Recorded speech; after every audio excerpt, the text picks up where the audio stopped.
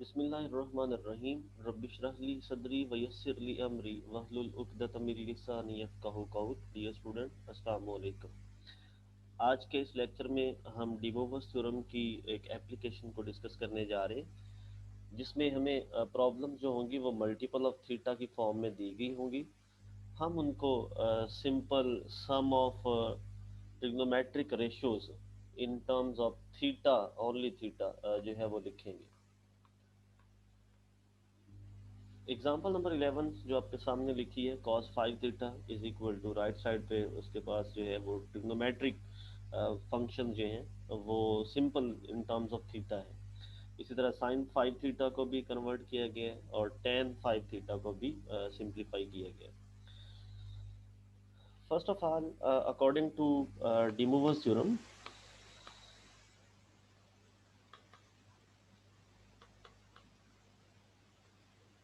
उस थ्योरम के मुताबिक cos theta plus iota sin theta raise to power 5 जो है is equal to cos of 5 theta. चूंकि हमें पता है कि डी मोवस थ्योरम की मदद से आप इस पावर को इस थीटा के मल्टीपल की फॉर्म में लिख सकते हैं। तो यही काम किया गया है, cos 5 theta plus aorta sign 5 theta. ये 5 हमने इसलिए कंसिडर किया क्योंकि गिवन क्वेश्चन जो था उसमें 5 थीटा की फॉर्म में था वो। अगर वो 3 थीटा की फॉर्म में होता तो हम यहाँ पे पावर कंसिडर करते 3। अगर 7 थीटा की फॉर्म में होता तो डेफिनेटली हम यहाँ पे पावर 7 ही कंसिडर करते। अब इस फैक्टर को, चूंकि इसमें आपको नज़र आ रही है ये आपकी टर्म ए है, ये टर्म बी है, ए प्लस बी की पावर 5 है, तो ये एक बाइनोमियल है। बाइनोमियल की पावर जो है यहाँ पे वो 5 दी गई है, तो आप इसको बाइनोमियल थ्योरम के तहत जो है वो एक्सपेंड कर सकते हैं। और बाइनोमियल थ्योरम के जो कॉफिशेंट्स हैं वो आपको पता है कि आप कम्बिनेशन के साथ भी फाइंड आउट कर सकते हैं और डायरेक्ट भी कैलकुलेट कर सकते हैं। फर्स्ट ऑफ ऑल जब आप लिखेंगे, एक्सपेंड करेंगे, तो फर्स्ट स्टेप तो आपको ऐसे ही लिखना पड़ेगा।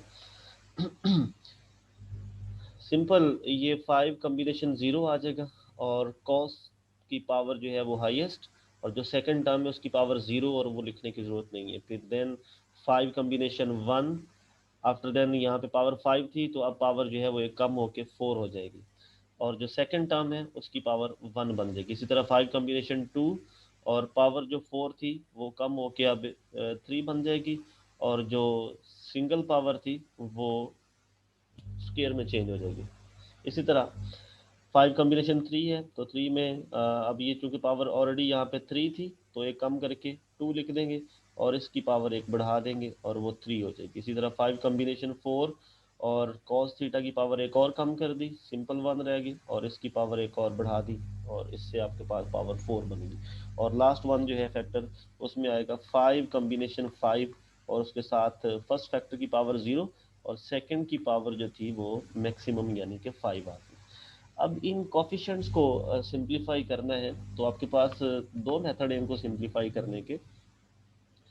एक तो ये है कि जो n कम्बिनेशन r होता है, this one is equal to n factorial over n minus r factorial, और साथ इसके r फिक्टोरियल आता है। इस फार्मूले के तहत हम इसको तमाम कम्बिनेशन जो कम्बिनेशन हैं यानी जो बाइनोमियल कोफिशिएंट्स बनते हैं उनको हम एक्सपेंड करके सिंप्लीफाइड फॉर्म में लिख सकते हैं। सेकंड वन शॉर्टकट मेथड, हमने लास्ट टाइम भी ये डिस्कस किया था कि 1 और 1 लिख लेंगे एंड आफ्टर देन ये 1 एज इट इज़, और इन दोनों का सम करेंगे तो ये 2, और ये 1 एज इट इज़ अगेन, ये 1 एज इट इज़, इन दोनों टर्म्स का सम करेंगे। जब इनका सम करेंगे तो ये बनेगा 3, अगेन इन दोनों का भी सम करेंगे तो ये भी 3, और ये 1 एज इट इज़। फिर ये 1 एज इट इज़, इन दोनों का सम करेंगे तो ये 4, इन दोनों का सम करेंगे तो ये भी 4, और बल्कि ये 3 और 3 6, और इन दोनों का सम करेंगे तो ये 4, और अगेन 1 ये आ जाएगा।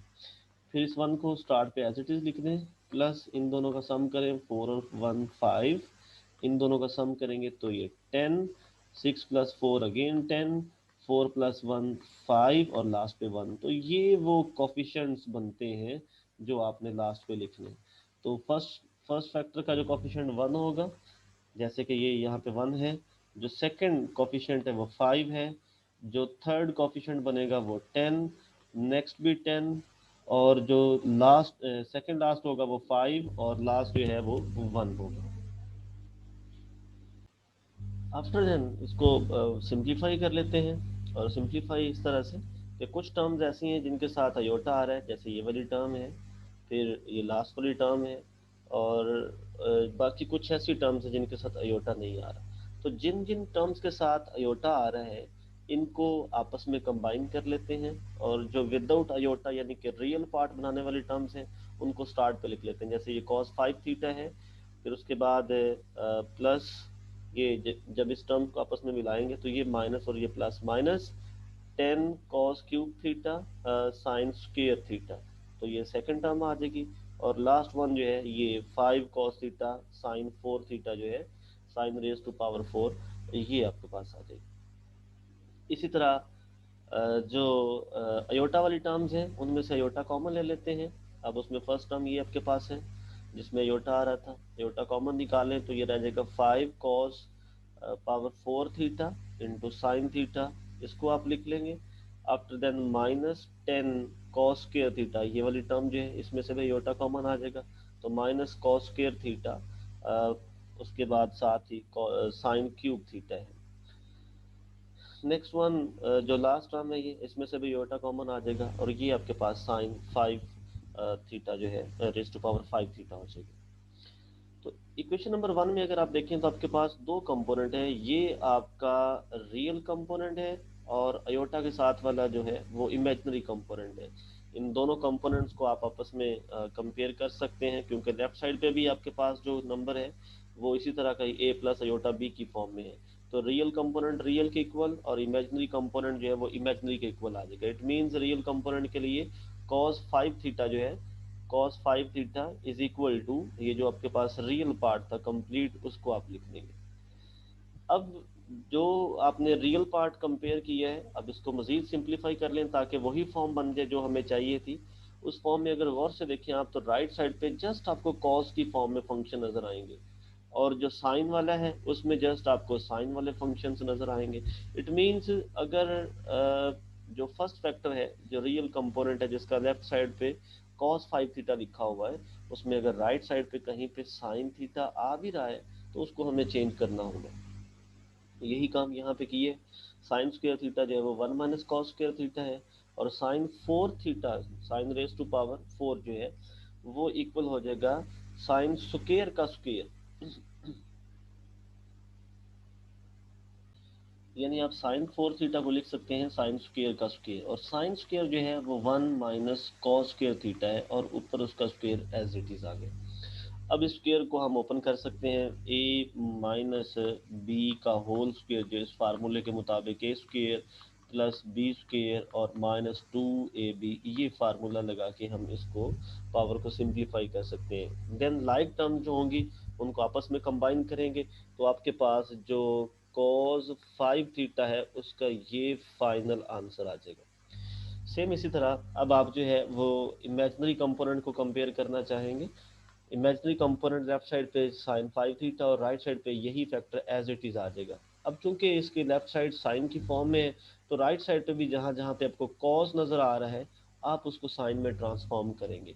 कॉस स्क्वायर की जगह पे उसी तरह 1 माइनस साइन स्क्वायर आ जाएगा, और कॉस 4 की जगह पे कॉस स्क्वायर का स्क्वायर कंसिडर करेंगे, और cos square 1 minus sine square होता है और ऊपर वाला स्क्वायर एज इट इज आ जाएगा। इस स्क्वायर को अप्लाई करेंगे, देन सिंप्लीफाई करेंगे, लाइक टर्म्स को आपस में सम अप करेंगे, तो हमारे पास जो सिंपल फाइनल रिजल्ट बनेगा साइन 5 थीटा का वो ये लास्ट वाला फैक्टर होगा। अब हमारे पास चूंकि cos 5 थीटा की वैल्यू भी आ चुकी है, sin 5 थीटा की वैल्यू भी आ चुकी है, अब हम यहाँ से इजीली tan 5 थीटा की वैल्यू कैलकुलेट कर सकते हैं, क्योंकि हमें पता है कि जो tan 5 थीटा है this one is equal to sin 5 theta over cos 5 theta. अब जो sin 5 थीटा था उसकी वैल्यू ऑलरेडी हमारे पास थी जो हमने फाइंड आउट की थी, और जो cos 5 थीटा था उसकी वैल्यू भी हमारे पास थी। ये वैल्यू हमने वो वाली यूज़ करनी जो कंपैरिजन के बाद हमारे पास आई थी, जैसे ये इक्वेशन नंबर 2 है जिसमें हमने साइन को अभी आगे इंटरचेंज नहीं किया था, और इसी तरह ये जो फैक्टर था इमेजिनरी कंपोनेंट का जो कंपैरिजन था वहाँ से ये इक्वेशन नंबर जो 3 आई थी इनको आपस में हमने डिवाइड करना है, इक्वेशन नंबर 2 और इक्वेशन नंबर 3 को। फिर अब चूंकि जो इस फैक्टर की राइट हैंड साइड थी, अगर हम क्वेश्चन में देखें तो वो तो इन टर्म्स ऑफ टेन थी। आप देख सकते हैं कि उसमें तो हर फैक्टर जो है, हर फंक्शन जो है वो टेन की फॉर्म में था।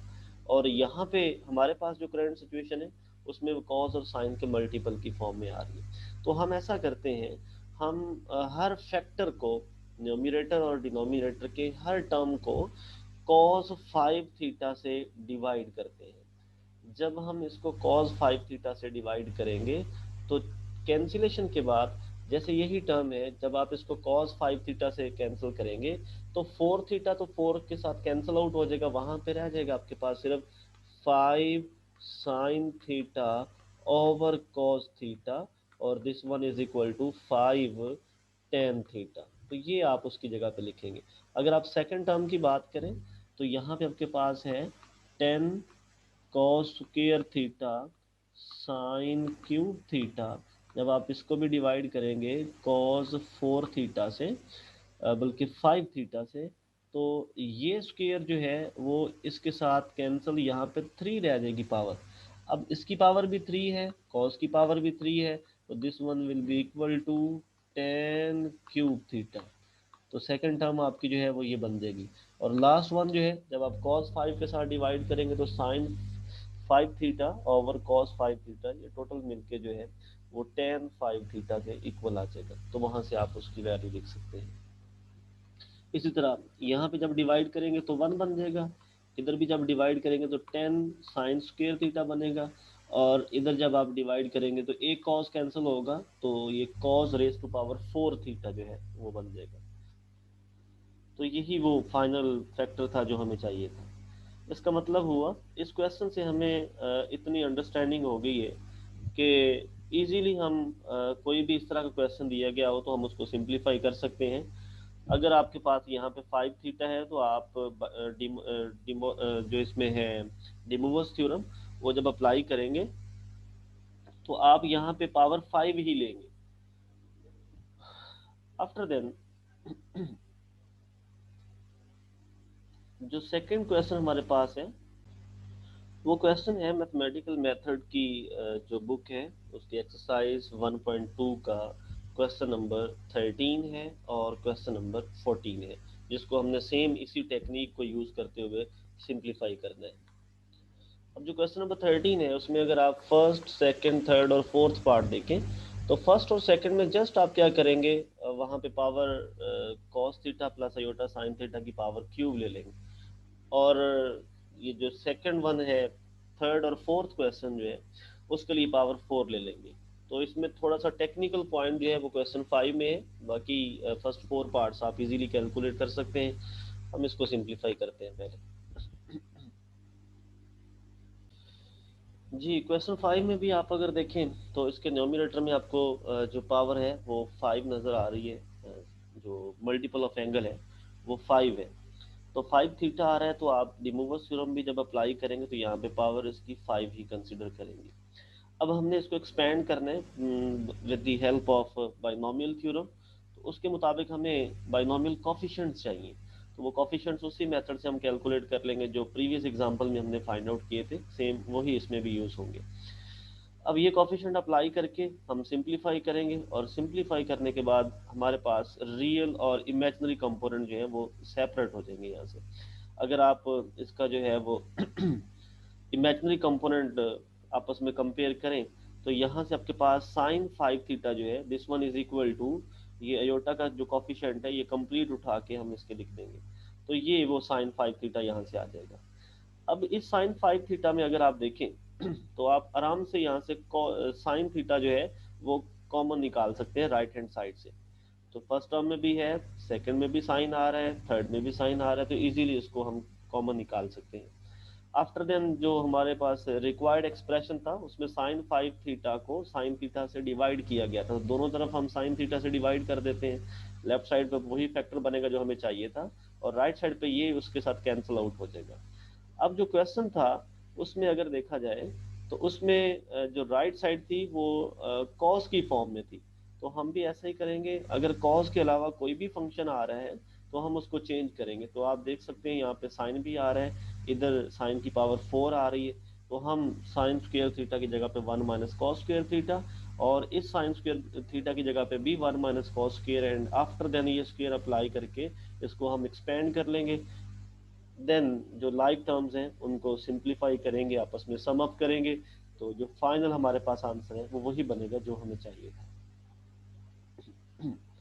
जो नेक्स्ट वन क्वेश्चन है, क्वेश्चन नंबर 14, उसमें हमने प्रूव करना है कि tan 6 theta is equal to 2 t into 3 - 10 t² plus 3 t⁴ over 1 - 15 t² plus 15 t⁴ minus t⁴ 6, where small t is equal to tan theta.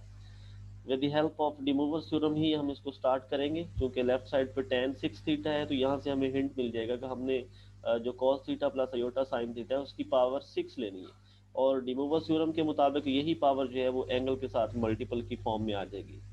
After then previous method को use करते हुए हम इसके बाइनोमियल कोफिशिएंट निकाल लेंगे, और फिर इसको हम तरतीब से अकॉर्डिंग टू बाइनोमियल थ्योरम जो है वो लिखेंगे कि फर्स्ट टर्म की मैक्सिमम पावर सेकंड की पावर 0 हो गई यहाँ पे, और सेकंड टर्म में क्या करेंगे, एक पावर इससे कम कर देंगे और सेकंड टर्म की एक पावर को बढ़ा दिया जाएगा, और यही प्रोसेस लास्ट तक हम लेके चलेंगे।